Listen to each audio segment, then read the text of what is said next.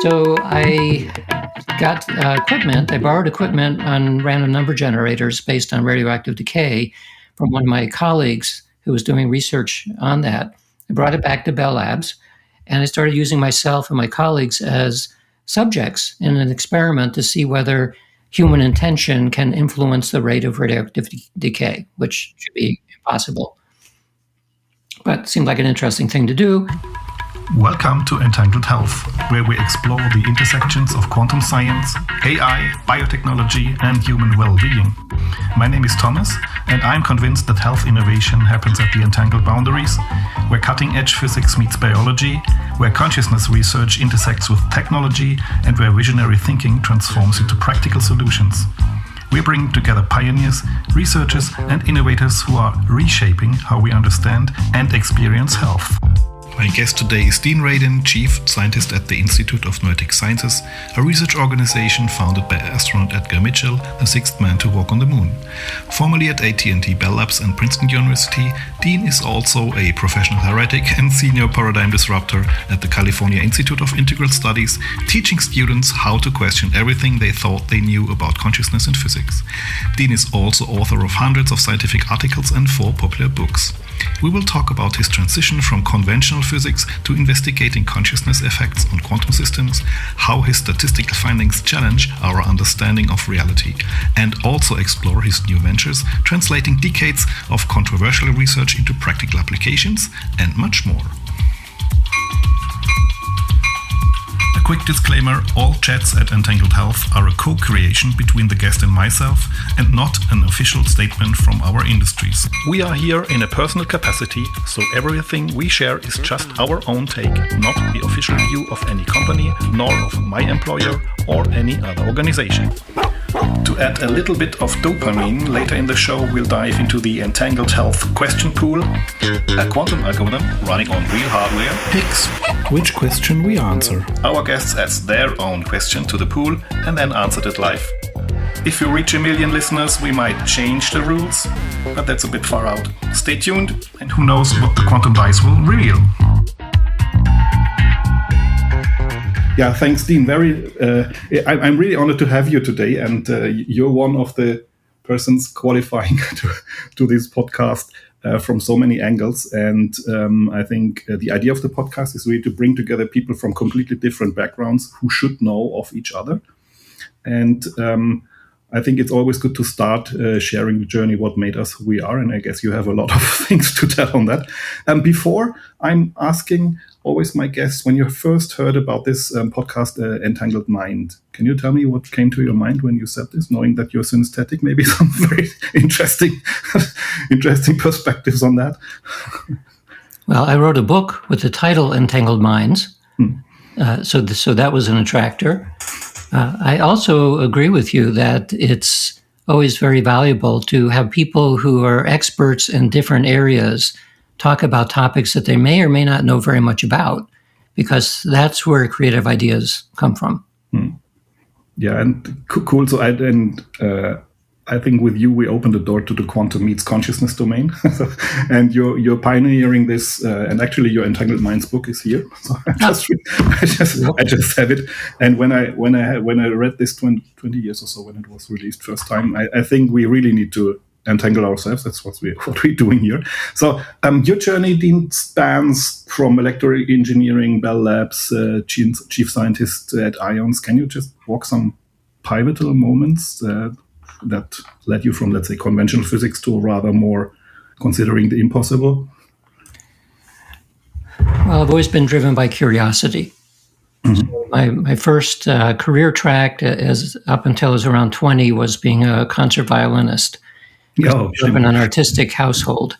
And so it was kind of expected that anything that we would do would be supported, but it had to be creative.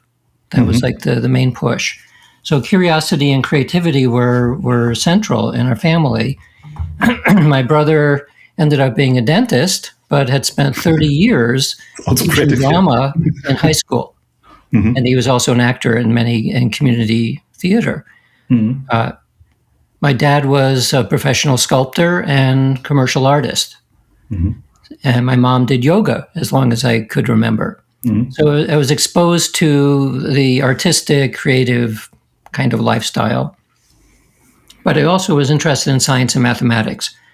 So when I went into engineering, a primary reason for that is because I like to make stuff. I made a radio and I made a TV and made all the usual things that you start making.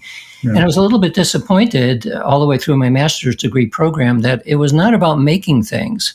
It was about theory. And so in retrospect, I kind of understand that. You learn the underlying theory for how things work. But it was never quite satisfying because I really preferred to essentially be an empiricist, to test the world rather than just think about it. So I switched for my doctoral program into psychology because at that point I was mainly interested in cybernetics and artificial intelligence. And this was before you could go into AI as a career. So I had my choice of artificial intelligence from the point of view of creating new hardware, which would have been a possibility because parallel computing was starting to be a thing, or to go into it from a more cognitive perspective, software and simulation. So I did the latter. So my doctorate is in psychology, but my dissertation was an AI application of a typing training program. And though that didn't quite feel satisfying either. And this is like a repeating theme here, that after I kind of understood something, to imagine I would keep working in that field for another 30 years seemed just so boring, I could not even stand it. I know this feeling. So I happened to pay attention to research in anomalies because, as it's sometimes said, I may even have made this up, that truth is revealed by anomalies and not by conformance or by conformity. It's anomalies rather than conformity, or anomaly rather than conformity. There's some rhyming in there that will make sense. So I was attracted to things that didn't quite fit. And one of those things was parapsychological claims. And so just when I was preparing to leave with my doctorate, I noticed that there was a job opening at Princeton University for a group there that was doing research on these kinds of phenomena, mind-matter interaction phenomena. So I applied, and I basically would have been given the job. I was qualified for it, but I was told and recommended that you don't want to do this as your first job. Sure. So don't start your doctoral career with a controversial topic, because that will taint you, kill your career for the rest of your life. So I paid attention to that. So I went to Bell Labs instead and did conventional work. But I still remember that this was a very attractive topic because it was conventional science, or at least the epistemology of conventional science, being applied to things that were considered way out on the fringe. And so at Bell Labs, I started doing those experiments. I took advantage of business travel to visit laboratories around the United States to talk to people and see what they were actually doing, the few people who were actually scientists doing this kind of work. And I became more and more intrigued.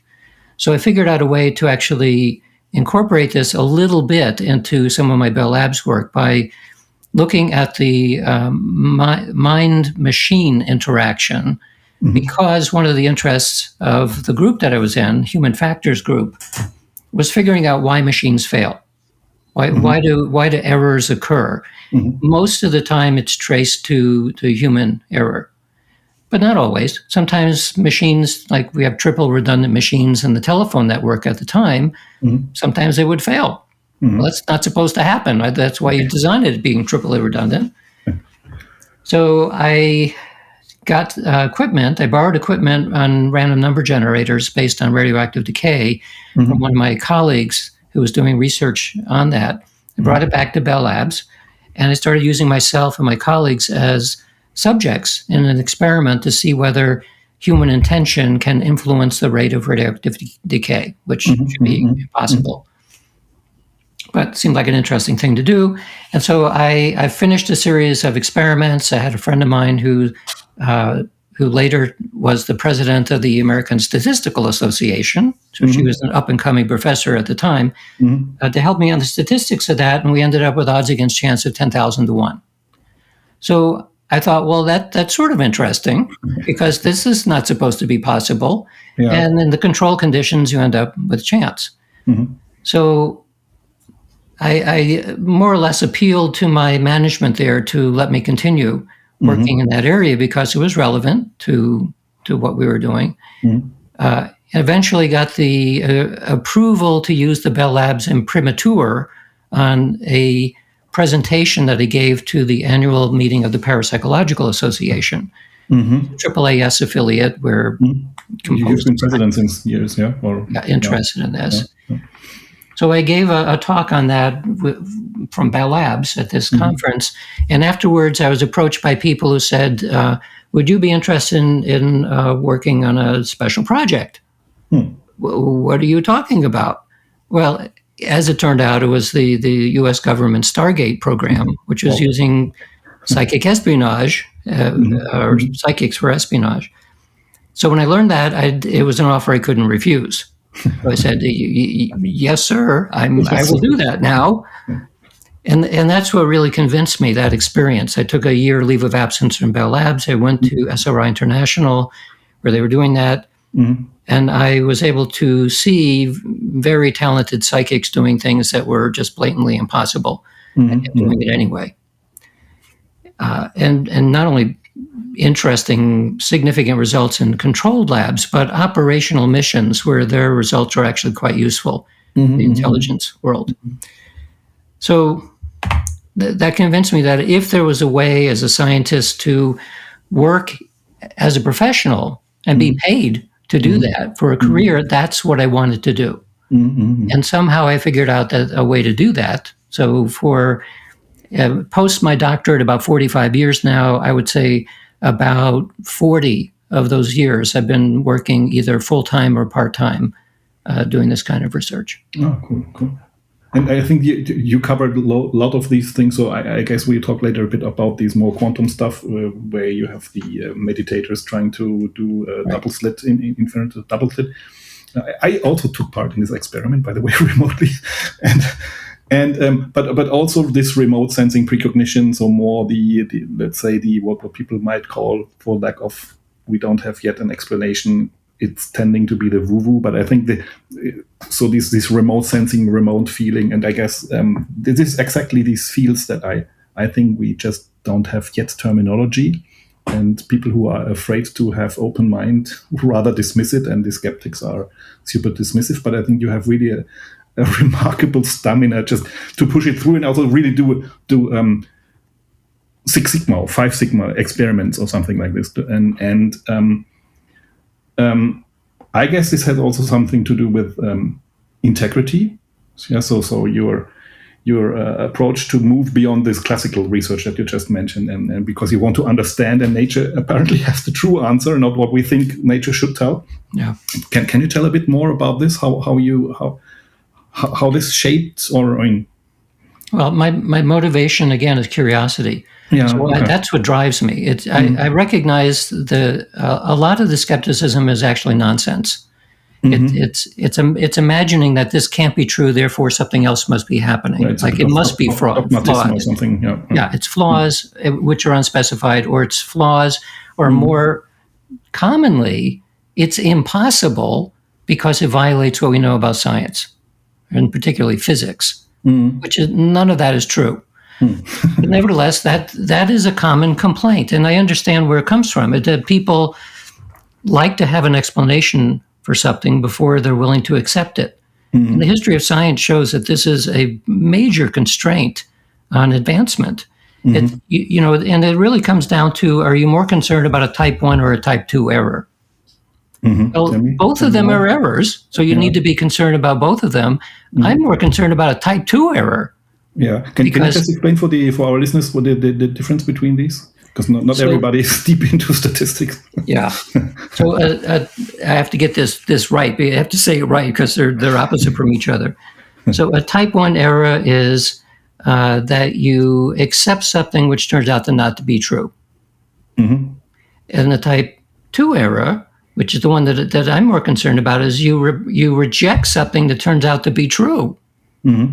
And so the history of science shows that scientists tend to be skeptical and conservative, which is fine. But they lean more towards concern about type 1 than type 2. Yeah. I go in the other direction because you look at the sociology and the history of science, you find out that there are many more constraints about making advances because people are just obsessed about type 1 errors. And so they don't want anything to intrude upon what we know that may not be true. And I understand the impulse there. On the other hand, there are people that have proposed things which are squashed and remain squashed for a very long time until eventually the rest of science catches up with them. Yeah. And I think it's always a challenge when you are trying to stretch the paradigm that people are, first of all, quite conservative. And I think also from a methodology, it's quite easier to prove these type 1 errors. So if you just say, okay, there is no black swan and you see one, so you just won.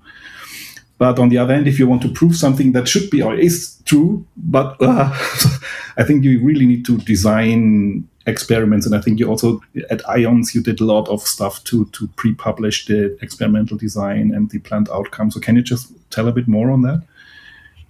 Yeah. So I'll just preface this with, when you look at typically government, sometimes foundation requests for proposals for new experiments, they almost always say highly innovative, high risk, high reward, and they never mean it. Never. Oh, okay. So this is another reflection that of course, a lot of things that are risky are not going to come true. Well, but that's like the whole point of pushing the envelope in science. So there's all kinds of things. We're not at the end of science. We're at the infantile beginning of it. So we have to be highly more creative and take many more risks. So I'm happy to take risks. So my interest, harking back to my training in electrical engineering and also an undergraduate in physics, that I wanted to see that actually the same question a lot of people do is, well, how does any of this stuff work? We're talking about telepathy and clairvoyance and all these psychic things. How does mind and matter interact? Well, there's a lot of it has to do with neuroscience and the way the brain works and our perception and psychology, but a big chunk of it is definitely in the physics domain. There's something about physics that needs to allow for these things to occur.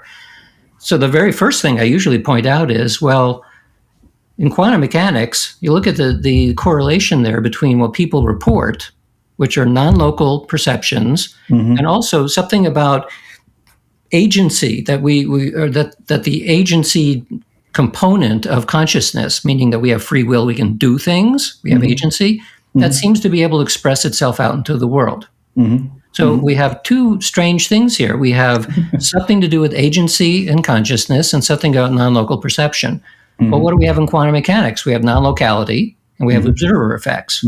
We have, So is that a coincidence or not? Some people would immediately dismiss it and say, no, it's just a coincidence. You're using woo-woo stuff to explain weirdness and it doesn't work.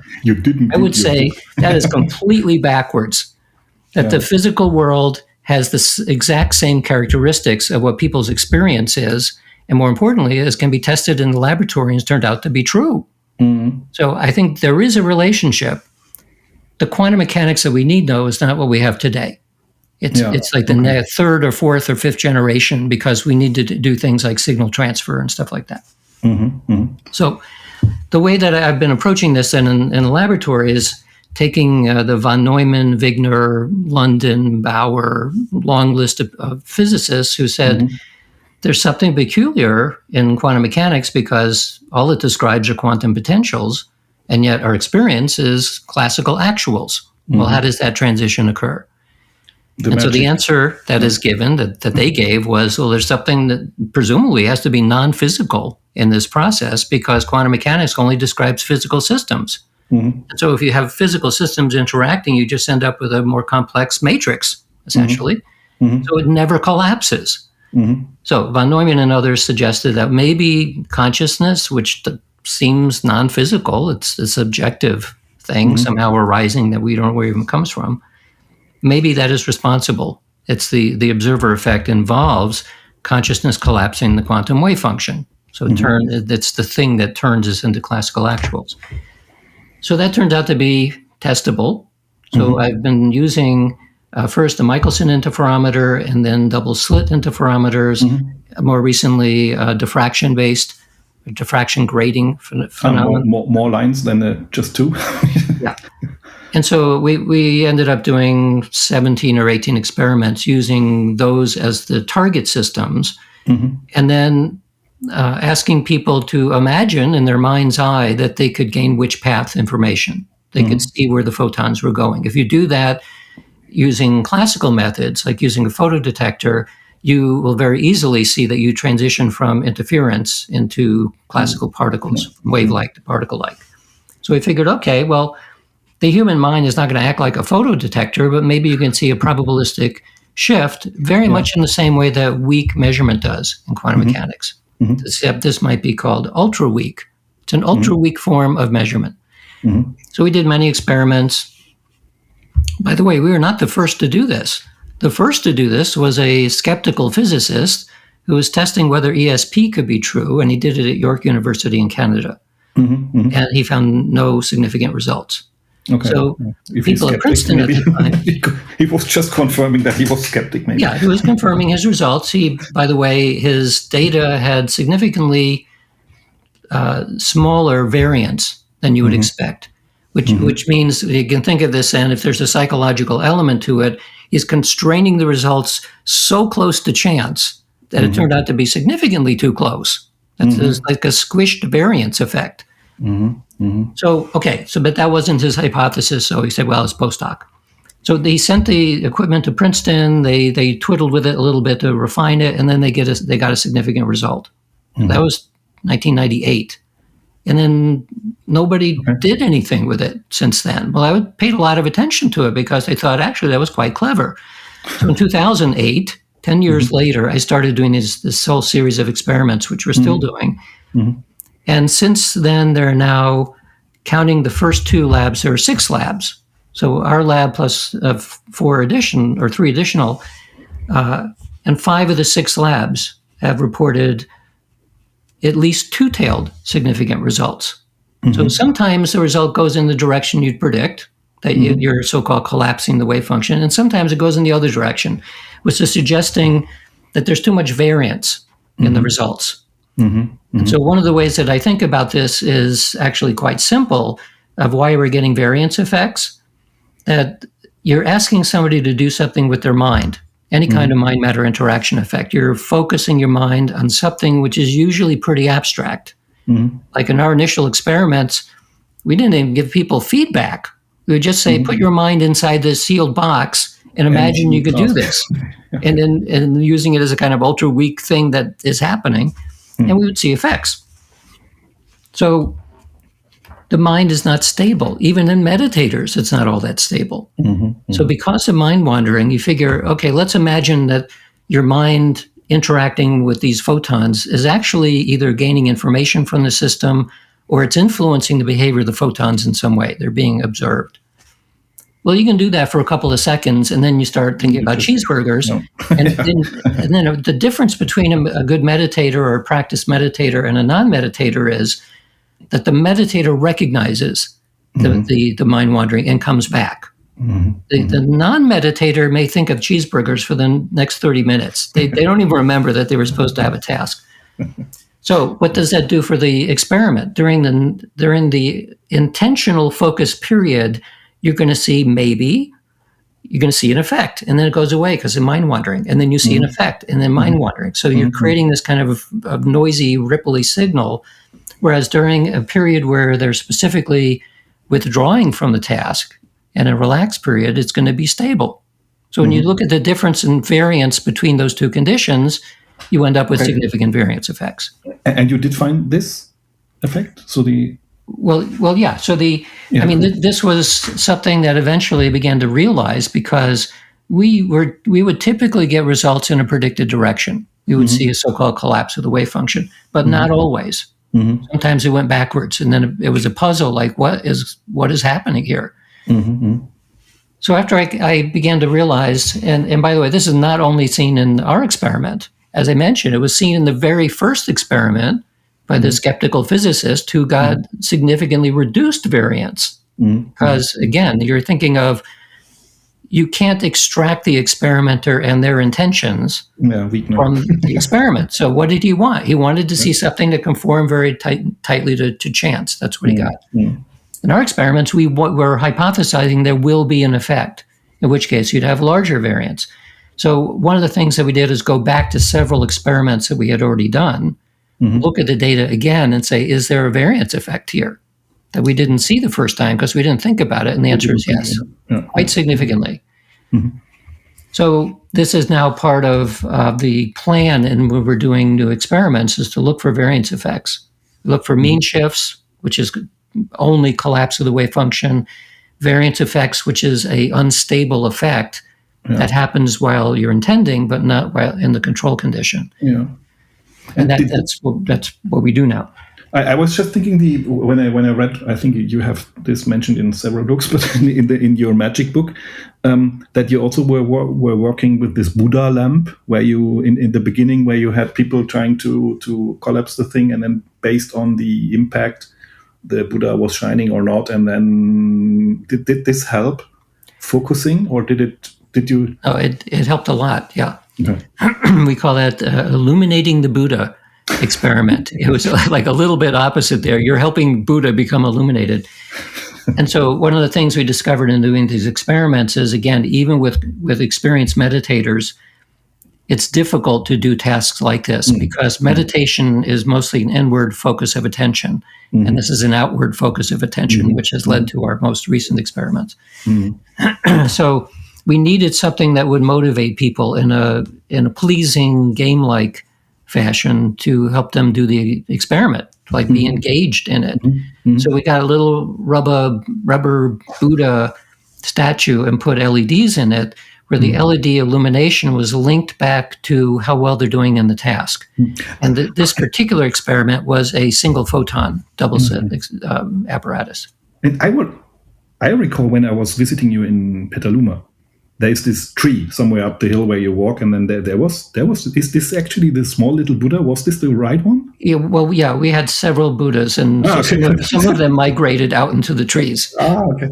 Now this makes sense. Now my life makes sense. Yeah. So yeah. Well, we you can imagine, and we have a lot of toys and games and stuff that. Most of which is to keep a lighthearted attitude in doing these experiments, which I think is also important. And some of it is to increase engagement, to make it fun rather than something where you're trying to make your mind do something that you might think is impossible.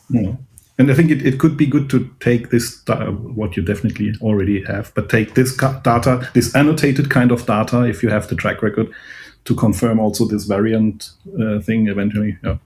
But I guess you thought of this, that this makes sense, just to prove your hypothesis that you say even in this. So we can prove, because of the Buddha shine, that the variance is. So I see definitely if the Buddha is flickering, the variance should be higher, and compared if it is not flickering or what have you. So I think this. Right. But let's shift a bit gears to just looking at the time, Dean, because I know that we are restricted a bit in time. You also have other stuff. So first of all, your new book, I will be keen. But before we go into the new book and before we go into the quantum pool, this other topic where we were talking I think it was at the Curious conference or after the Curious conference, where you were starting to work more into, let's say, bio, GNA, whatever topics, and trying to identify potential bio, or however we might call it, markers for people who are psychic. I was first thinking it's melanin or melatonin overexpression. I'm not sure what came out of this, but can you tell more how this stands, or what came out of it, or another new startup, or where we are standing with your stuff? Yeah. So partly based on my experience working on the government program, and then afterwards we've worked with a number of people who are quite talented, psychics, mediums, that sort of thing, and. Oftentimes they would say that we would ask, well, are you the only one in your family who's ever reported this? And usually the answer is no. That there are other people in the family who either have the same experiences or have the same stories or something. It seems like, in other words, it looks like a genetic trait, that there's something that's being shared within families. And of course, in the old days, the nature-nurture problem was difficult to resolve because we didn't have genetic methods to be able to specifically look at the genes. So a couple of years ago, we decided, well, let's find people who say that they're psychically talented, and we vet them in some way for some talent, and that they come from families with other psychics in it, get their DNA, and then compare them against people who never report any psychic experiences from families who don't report any psychic experiences. So we did that. We had a small amount of money, so it was a very small case control study for genetics. And we found a difference in the intron sequence. Okay. Not what we originally expected. We expected that the psychics would essentially be mutants and have some kind of strange genetic pattern. Yeah. It turned out that it was in the other direction, that it was the controls who had this strange intron sequence. So being an intron sequence means it's not the coding, it's not protein coding, it's the epigenetic switches, essentially. So it looks as though something in these controls metaphorically had been turned off. So they were not psychic. No one in their family was. And one of the people on our authors of our paper was specialized in the genetics of sociology, the genetics of regions in the world. And so it turned out that particular intron sequence correlated with what amounts to what we can say is the Holy Roman Empire plus or minus a couple of countries. And so we're thinking, well, that's strange. Whoa. Well, why would that be? And then we suddenly realized, well, okay, if you have been executing people who claim psychic ability for a few hundred years because the church said you need to do that, you actually may have produced an anti-evolutionary trend where you extract certain people from the population. We're talking about the Inquisition, the Catholic Inquisition. So maybe that's the case. All we see is a correlation there. Maybe that's true, and maybe it isn't. We then followed that up more recently. We haven't published this yet. But we asked people who had done 23andMe, and at least had their exome sequence, to fill out a questionnaire asking about different kinds of experiences, some of which were psychic experiences. And then we correlated their DNA with these experiences, and we found about 200 SNPs that were significant after correction, one of which was significant at 10 to the minus sixth. So we go into the atlas with Nobel Prize statistics. So we're using we use the random forest method where you're using a subsample and then you check it against others. So but a legitimate 10 to the minus 6 probability that SNP is different. So we go into the atlas where it says, well, where do these SNPs come from? It's probably inside some gene, it does something, and the atlases don't know. So it's something that has not been thoroughly investigated. So we're going to publish that. We probably wanted to protect that information first. We might. Sure. So anyway. So it was partly because of all of this, and also because, going back again to the government program, the government was very interested in why are some people talented, because it seemed like we couldn't train people very much. We could train them a little bit, but you could train them if they had some talent to begin with. If they didn't have talent to begin with, you could train them forever, and they're just not going to get very good. It's just like teaching a fish climbing a tree, likely. So or actually any sports or music and anything. If you start out with kids who have a certain talent, you can push them, and they will do quite well. If they don't have talent, either because their body won't allow them to do it, like I am not going to be a high jumper no matter what I do because I'm not tall enough and I don't have the right kind of musculature. So you want to match talent. So the question then was, back then, for the dozen or so people who are highly talented, we know they are, use every test that you can think of, psychological, physiological, medical, whatever, to figure out why they are different. We could find no difference at all. What we did find is that oftentimes the ability ran in families, but we didn't have the genetic tools at the time. So thinking back on that and thinking about this small case study we did, we thought, well, maybe someday we're going to figure out the constellation of genes that will promote the same kind of talents that we see in these naturally super talented people. Yeah. Well, that would be interesting, because then we can make the equivalent of a super psychic pill or something, some kind of genetic edit. So we decided to form a company, not to focus on that, because we didn't know what the answer was. It's probably a horribly complex polygenetic something. So we decided, this was right around the time that CRISPR became a thing. And so we said, okay, let's see if through CRISPR we can do something which one of our chief science officers suggested at the time. We can make an intranasal delivery of CRISPR in order to address problems like anxiety and depression and memory and so on. So we did that. So our first attempt was using CRISPR specifically as an anxiolytic, as an intranasal delivery, and to improve memory. And we got highly significant results in mice.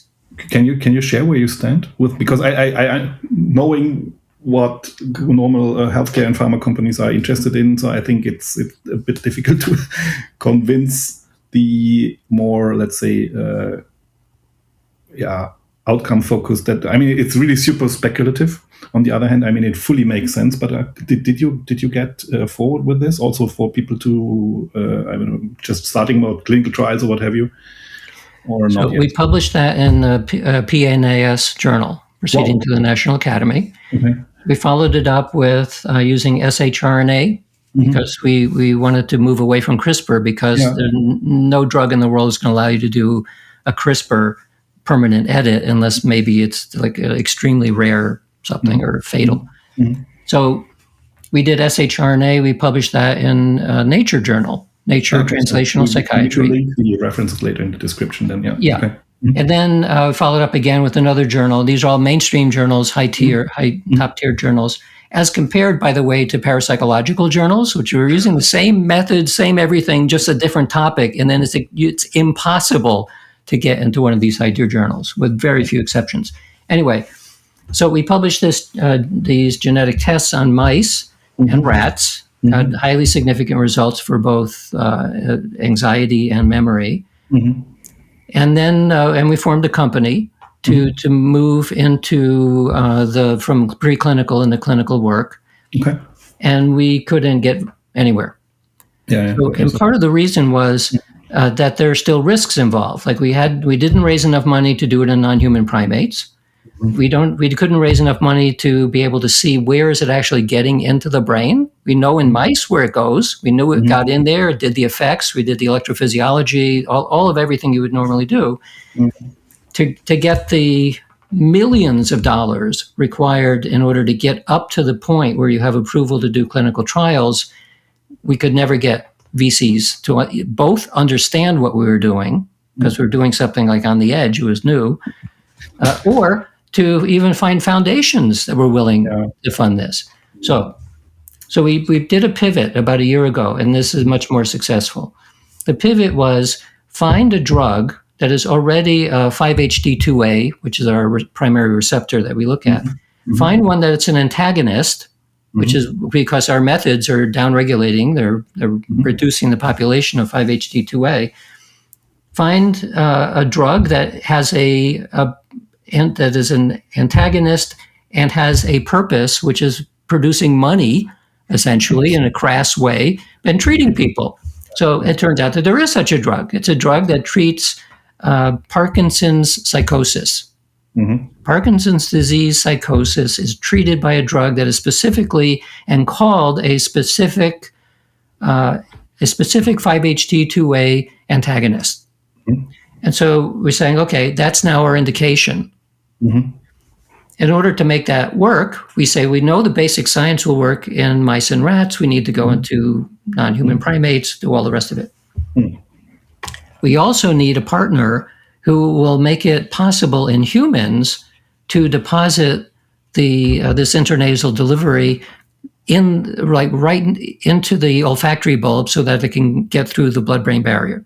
because you need a lot of the substance there, and you need it right there, because if you use an ordinary spray bottle, it just goes everywhere in the nose and goes in the vascular system and disappears. So we have a partner that had created an intranasal method that uses laminar flow stream rather than a spray. And you can shoot it right up into the little cleft, which is right next to it's in the olfactory bulb, so it'll get through the trigeminal nerve, it'll get through the cribriform plate and all of the things you need it to do. So that's one partner. The other partner is, we're not going to use shRNA because it'll last too long. So we're going to siRNA, which would be it might last a week or two, 2 weeks maybe. Well, you don't want to deliver siRNA with the AAV vector, which is what we were doing. You want to use liquid nanoparticles. So we're now looking at partners who will be able to create the nanoparticles that we need. We know the sequence that's necessary for the siRNA. To put those two together to work with our partner who has the delivery system. And so we're saying that, yes, our indication is specifically in the clinic will be used for Parkinson's psychosis because there are markers for that. It's an easy test to do. But we're now saying that basically what we're providing is a platform, because we can do any receptor. We can do anything in the brain we'd be able to modulate, and there's a million psychiatric indications that would be useful. So the platform then is the combination of the secret sauce that we've developed in order to be able to create the actual edit, combined with the intranasal delivery, combined with the manufacturing for the LMP particle. That will be the type specifically that is going to attract it as a promoter to neurons. Because we don't want it to go to glial cells unless we do. We want to be able to target the LMP to a specific cell. And when you use that, when you use an AAV to do it, it's much easier. You just put in a neural promoter along with it. It's more difficult with an LMP. So that's why we're working with partners now to develop this as a delivery platform where we're targeting first that one particular indication, because that's much more likely to get approval by the FDA. Well, this is fantastic. And if you look for funding or partners, so this is the opportunity to express to the universe if ever you hear somebody. We're definitely looking for partners who recognize that this represents the future of most psychiatric treatments, because it's easy to deliver. It lasts a lot longer than pills, so it means that patient compliance is going to be a lot easier. And unlike a lot of the drugs that say this is a precise drug, compared to what we're able to do, those drugs are like a sledgehammer. The way we think of it is we're using tweezers to only target certain receptors, and we know that it only will go to those receptors. Cool. So just looking at the time, before we jump into our quantum pool, and I did launch the machine, so it did run. It's still running. I think it will be finished in a few seconds. Let's see how the key works. But I think we have a bit more, few minutes. So this, how many years studying anomalous phenomena? You need to have some strategies on top of what you mentioned, curiosity and. Do you have some strategy that helps you? I mean, your dog or your wife, I don't know, or some other strategies that help you build bridges also in communicating between these, what is fringe and mainstream? Any idea? I mean, this seems that the startup is quite successful, which is congratulations. When we last talked, it was not so far, but anything that you can share? Or is it also a secret sauce? I'm not sure what you're asking. You're saying you're a strategy. To just, or a personal habit or culture or belief or just pray. I don't know. Praying helps. So. When I was starting college, I remember reading something from Joseph Campbell, and it was all about at that level. You don't really know what you're doing. You don't know what you're going to do. But I read something, I don't even remember which book it was, and his advice to young people was follow your bliss, which means find out what you're passionate about and figure out a way of doing that, because then you'll never work a day in your life, because it won't feel like work. It's all hobby, this is why. And I learned very early on that if I get bored easily by lots of topics. Like college to me was just the ultimate in boredom, because it didn't take long. I mean, you read a book and you say, okay, I got it. Okay, what's next? And meanwhile, it's taking an entire semester to get through the same book. I get this. So I was outrunning peers a lot, and it was frustrating. Mm-hmm. So when I finally discovered that there was a actual science behind these super anomalies, psychic ability, I was not bored.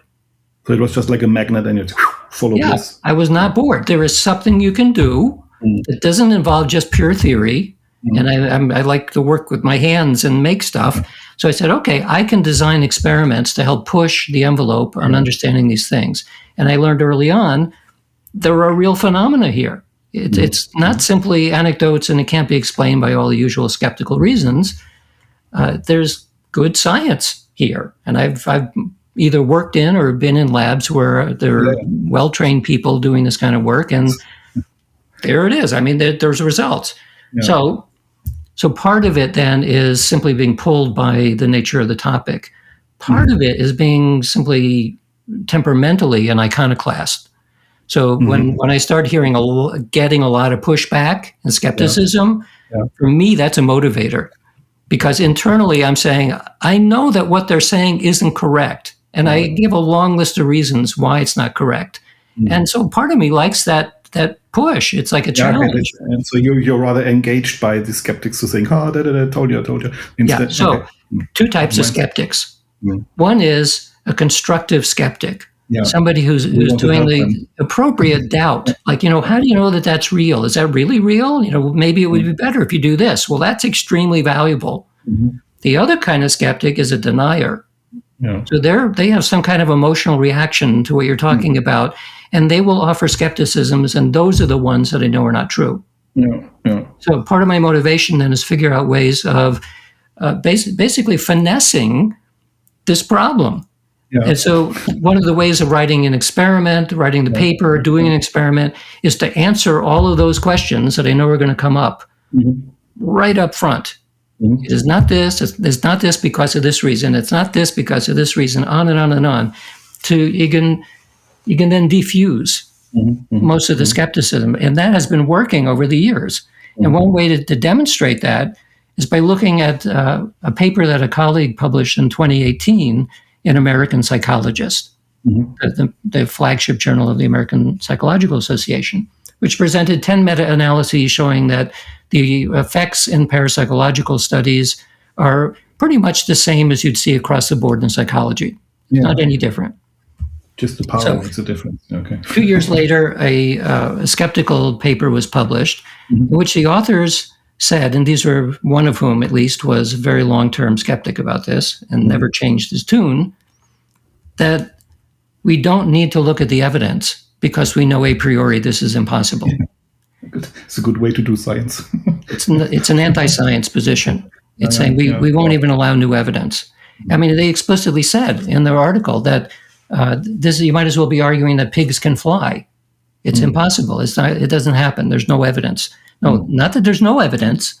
There is evidence, but we don't need to look at it. Which is kind of a shocking thing to say in an article. Anyway, that's an important evolution in skepticism, because it means all the previous usual comments was this experiment is flawed, or there's selective reporting, or there's one or another questionable research practices. Those can be demonstrated as no longer true. We know that, and we've been addressing that over the years, and the evidence just keeps getting better and better, and the skepticism is getting worse and worse. In the last defense. So the sense of an ideological battle essentially has been going on for quite a long time, and I'm reasonably sure that the battle is being won. And I think I'm sharing the same idea. So it's just the last struggles to defend the claim that we struggle. But anyhow, so I just started the random number generator sound because to open it, I would have had a backup question actually from my wife, who sends best greetings, which would have been number 106. Where is Hilbert's space? But we don't talk about this. I give you another one. Just wait. Okay.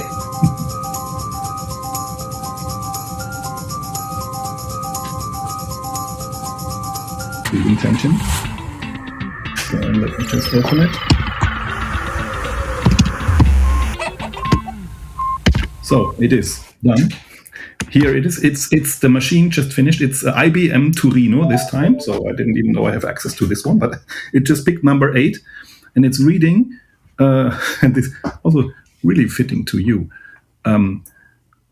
Which historical figure would you most like to interview about the future of science?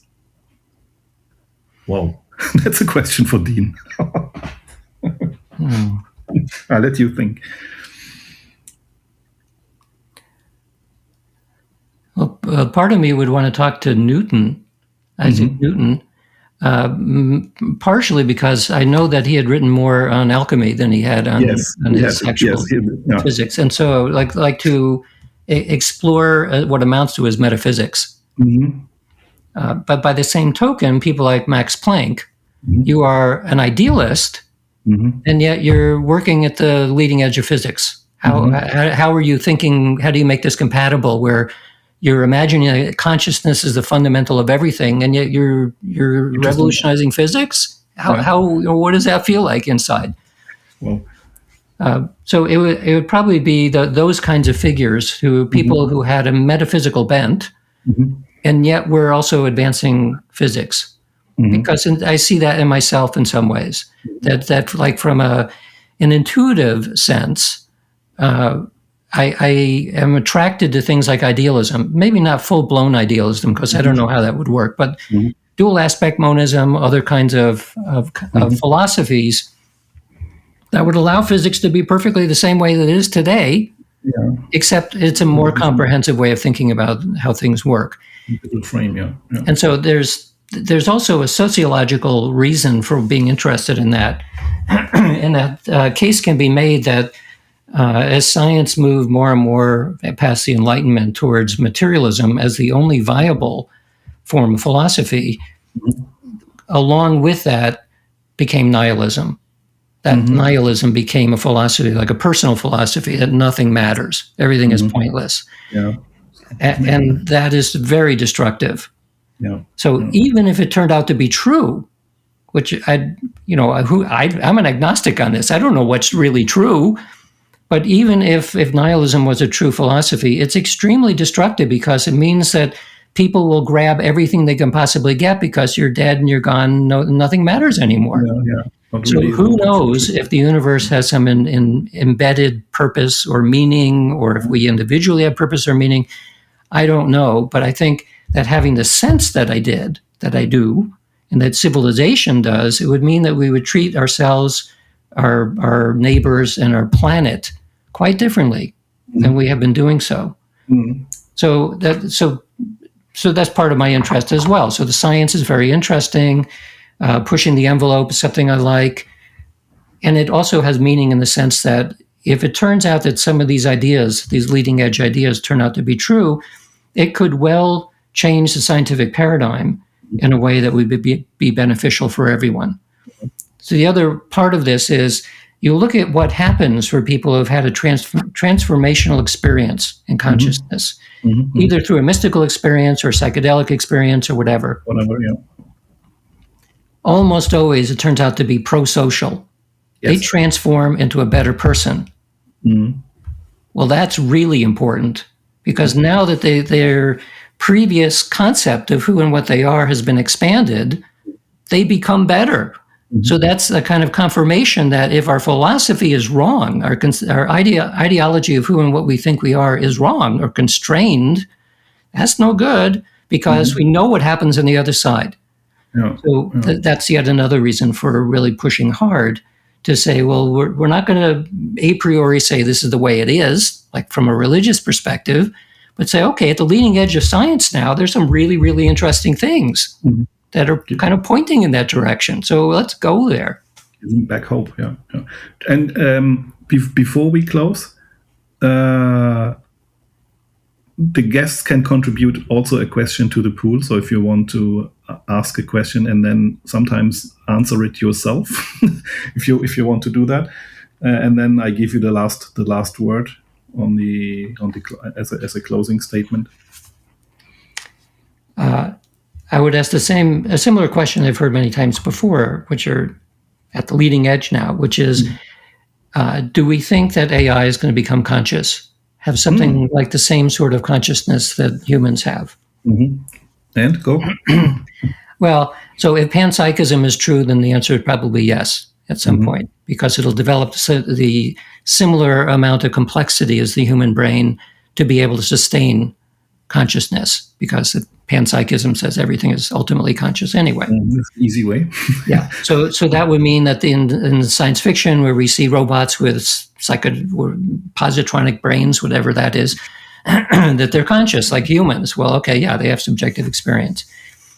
If panpsychism turned out to not be such a viable explanation, it might still be true, because maybe idealism is correct, in which case everything also comes from consciousness, including a robot. So I think it is likely that at some point we will get something like a Turing test that will not be able to make the distinction anymore between human consciousness and a robot consciousness.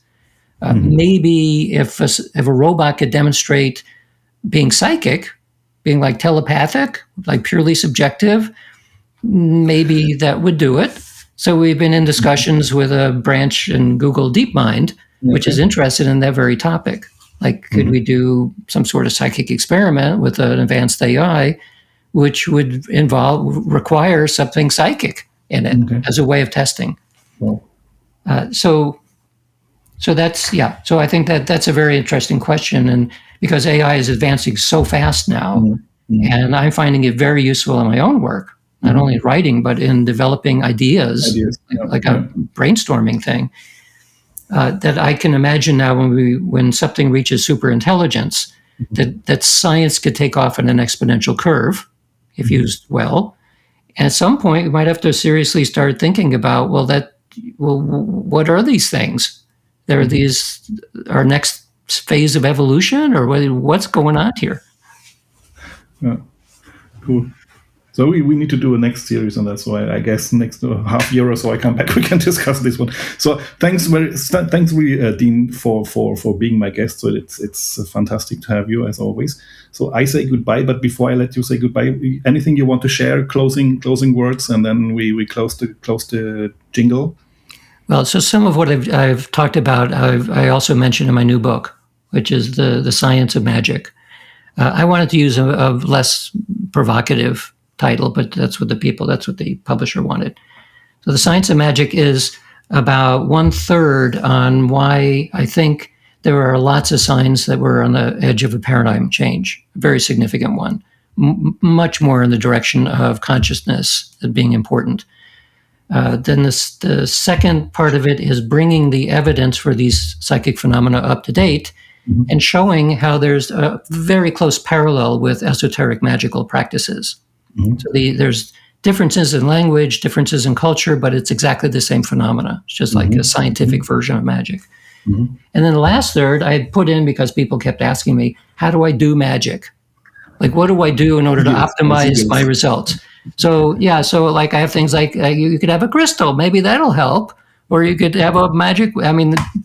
So there's a lot of traditional methods, some of which have been confirmed in laboratory tests that actually help a lot in making these things happen. Underneath all of it, works much, much better if you have talent. That I can't provide in a book. But so there it is.